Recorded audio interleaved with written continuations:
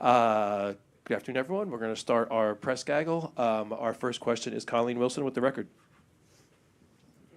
Mr. Cotton, just wanted to say thank you for everything and excited to be here for your last day. My question is really just given the everything we heard from today's meeting and about your relationship with Mr. O'Toole, and just given what we've read and publicized about some of the concerns and issues getting the new executive director and the DED started, can you just speak to, maybe Ms. Garcia, your vision and maybe Mr. O'Toole of quelling any of those concerns and how you're going to approach, moving forward with a new leadership structure than we've seen in almost 10 years? I think that this is going to be something where people wanted to have a lot more drama than there actually was. These two governors are much more focused on supporting the Port Authority, supporting my tenure here, and ensuring we're the most competitive region, not only in the country, but in the world. They don't view themselves as competitors with each other. They view London and Long Beach and all of those other cities as what we need to be focused on. And I know that we will be able to put together a really clear and transparent way to deliver for everyone who's in the region, our customers, our employees, and ensure that we're doing great things. And our last question is Ramsey Khalifa with Gothamist. Mr. Cotton, congratulations on your tenure. You just have to excuse me, I've lost my voice, so I'll try to be clear with my question. I released some reporting last week about this ongoing problem with illegal taxi drivers at JFK Airport. Part of the reporting was communicating with the Port Authority, $100 million investment in the future to continue this enforcement. But much of the reporting is actively seeing many of these men still pursuing solicitation, undercover cops who are not approaching them, so much so that these hustlers were willing to go on the record with the press and tell them about why they do this. In this transition, and if Ms. Garcia, if you'd like to comment on it too, how can the Port Authority really crack down on this problem that has been happening since the 1980s, if not earlier? Well, I'll start, and Catherine may want to finish. This is a big problem, and it's, from my perspective, it's organized crime on the property of the Port Authority, and it's unacceptable. And as the Port Authority, we have to do everything we can. It is a problem that has existed, as you referenced, for decades. And we have to figure out a solution. Solution's the wrong word. A way of deterring that kind of illegal conduct. And what the reservation of $100 million in the capital plan is to support our ability to use technology to as extensive an extent as we can, but to figure it out.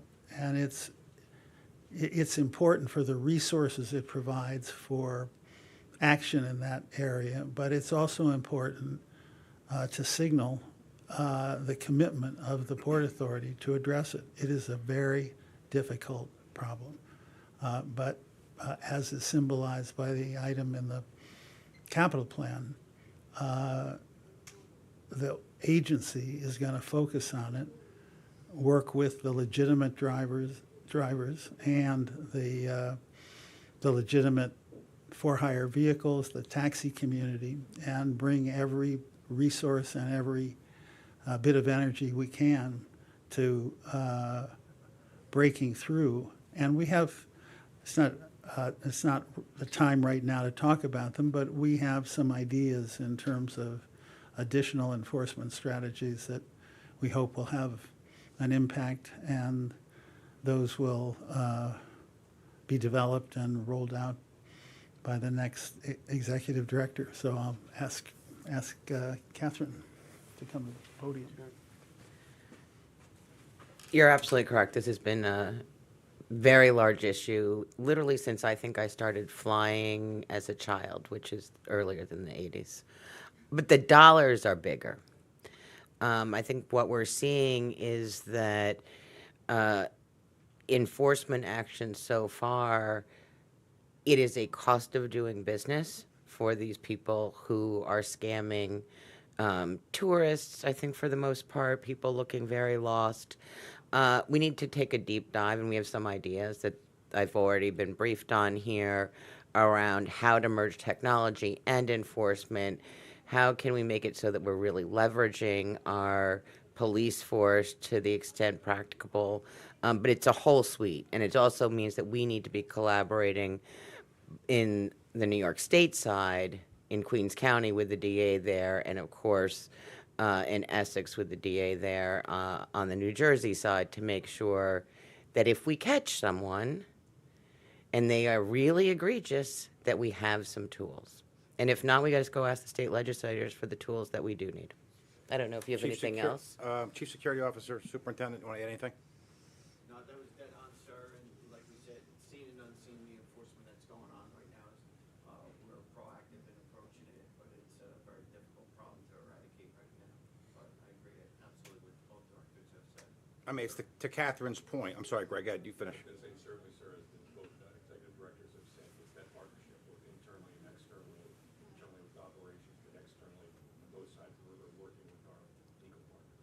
And listen, first of all, to Rick's point, Rick's made this a point of contention and a focus for all of us and dedicating real money, and it's obviously a significant problem. And to Catherine's point is if, in fact, we find those perpetrators, we have to make sure that law enforcement cooperates with us and treats them as folks who are violating the law, as opposed to just letting them go through a turnstile and come back the next day. There has to be some consequences to their actions. But Anybody else? Any just other a quick questions? follow-up, is that okay? You say if we find these perpetrators, we know, you go there every day, and these people are out I here don't, not find, fine. Fine. Fine. Apologies. Yeah. But what I was going to ask as well is, do you feel like there should be a sharper mandate on the police force in terms of enforcement, day-to-day making arrests? I ask that because daily observations, multiple observations from myself and other sources, these police officers have relationships, friendships with these hustlers. They know each other, and they choose not to do anything. Is that something that you're considering? I think we need to look at it really much more incredibly holistically. If there are not arrests being made, are they actually identifying something that is an arrestable offense that they will not just get a desk appearance ticket for? Are you going to actually have meaningful consequences from it? I know that the officers in this authority have written thousands of tickets. I think you know that as well. But you have identified something that is a serious problem and that we need to take a multi-pronged approach to actually solving it. Part of it is let's look at what are the actual statutes and where do they need to be changed. How are we deploying both our undercover and our uniformed forces? Where can we be using technology? And I have some other thoughts that I'm going to work with the ops team before I actually disclose them so I make sure that they're doable. Chief Bellucci's getting out of his shoes right now. Do you agree with that, Chief? Yes, just from last year to this year, we've written over 1,000 additional 1220B summonses. That's the solicitation summons. But in addition to that, we probably issued at JFK 5,000 additional moving violations unlicensed. And every summons that gets issued, we examine that operator. So we're finding that they're driving with suspended licenses. That's an online arrest. So where we can exploit the law legally, we are, and where we can go after their vehicles legally, we do. And again, we work within the constructs of the law exactly, but we are looking at every single hustler that's out there. So last year we issued 2,600 summonses, primarily the 1220B. Every one of those summonses has been examined, and if the person's driving in violation, their plates are registered in license plate readers, so the cops on the road see the person driving with a suspended license, that's purely a violation. So we are bringing it to the next level incrementally. It's understandable primarily the hustling charges adjudicated in traffic court. We actually work with the judges to bring the worst violators to their attention, but there are thousands of cases pending, and the worst of the worst we focus on. Thanks, Chief. Anything else, Tom? I believe we have Michael Aronson from the Daily News on the phone. Michael, if we have you on, *6 to unmute yourself.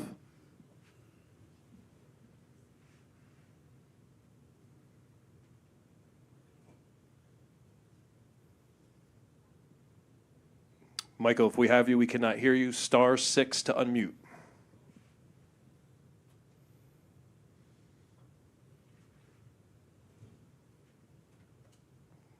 All right. Michael, if you have any questions, you know how to reach us. We're happy to help you out. That concludes the Q&A. Thank you very Thank much, you all. everyone. Thank Thank you. you.